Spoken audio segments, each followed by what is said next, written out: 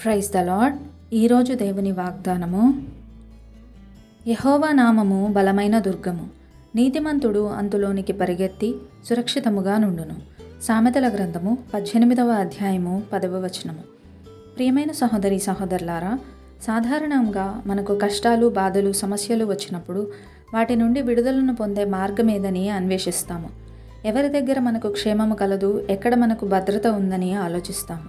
అయితే ఏ వస్తువులు కానీ, మన స్వంత ప్రయత్నాలు కానీ మనకు క్షేమాన్ని కలిగించలేవు. కానీ సర్వశక్తిమంతుడైన దేవుణ్ణి ఆశ్రయించినప్పుడే మనము క్షేమకరమైన స్థితిని అనుభవించగలము.